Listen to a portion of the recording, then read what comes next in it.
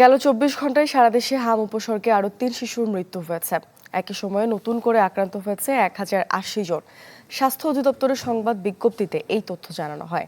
গত ১৫ মার্চ তথ্য অনুযায়ী হাম উপসর্গে ৭৫১ জন শিশুর মৃত্যু হয়েছে, আর নিশ্চিত হামে ৯৬ জনের মৃত্যু হয়েছে। আরও বলা হয়, গত ২৪ ঘন্টায় সন্দেহজনক হাম রোগের সংখ্যা ৯৬৭ জন। এদিকে ২৪ ঘন্টায় ডেঙ্গুতে দেশে ৩ জনের মৃত্যু হয়েছে। একই সময়ে নতুন করে হাসপাতালে ভর্তি হয়েছেন আরও ৫৮০ জন। এ নিয়ে চলতি বছরে ডেঙ্গুতে মোট মৃতের সংখ্যা দাঁড়ালো ৫৯ জনে এবং মোট আক্রান্তের সংখ্যা ১৬,৬৮৪ জন।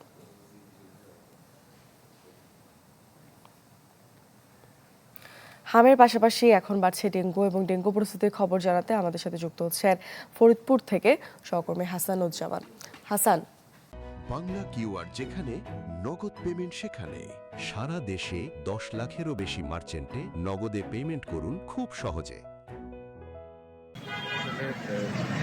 হামের পরে আসলে ডেঙ্গু আছে। আমরা দেখতে পাচ্ছি যে এই জুন জুলাইতে কিন্তু যেমন যখন হামের খুব প্রাদুর্ভাব তখনই কিন্তু আবার একই সাথে ডেঙ্গু হানা, এবং আমরা দেখছি যে আমরা যখন মেডিকেল কলেজ জেনারেল হাসপাতালে আমরা কিন্তু গত ২ মাসে আমরা ডেঙ্গু রোগীর সংখ্যা বাড়তে দেখেছি। আমরা যদি সরকারি পরিসংখ্যান দেখি তাহলে আমরা দেখি যে এই জুন জুলাইতে সবচেয়ে বেশি ডেঙ্গুর প্রাদুর্ভাব বেড়েছে, যেটি প্রথম ৫ মাসের তুলনায় দ্বিগুণ। এবং আমরা যখন ফরিদপুরের জেনারেল হাসপাতালের পাশাপাশি মেডিকেল কলেজ হাসপাতালে আমরা ফরিদপুরের পাশাপাশি অন্যান্য জেলা থেকেও কিন্তু ডেঙ্গু রোগী এসেছে। তো এই পর্যন্ত ৮৪ জন ডেঙ্গু রোগী ফরিদপুরের বিভিন্ন সরকারি হাসপাতালে ভর্তি হয়েছে এবং চিকিৎসা নিয়েছে। এই মুহূর্তে হাসপাতালে ২ জন ডেঙ্গু রোগী ভর্তি রয়েছে। চিকিৎসকরা যেটি আমাদেরকে জানিয়েছেন যে তারা যেটি আশঙ্কা করছিলেন যে জুনের পরে এটি বাড়তে পারে, তবে সেটি আশার কথা হচ্ছে গত ১ সপ্তাহে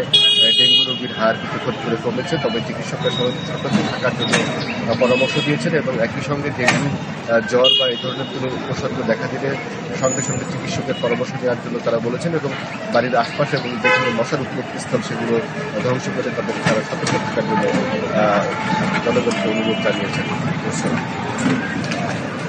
ফরিদপুর থেকে হাসানুজ্জামান আমাদের সাথে যুক্ত হয়েছিলেন, জানাচ্ছিলেন হাম এবং ডেঙ্গু পরিস্থিতির সবশেষ খবর।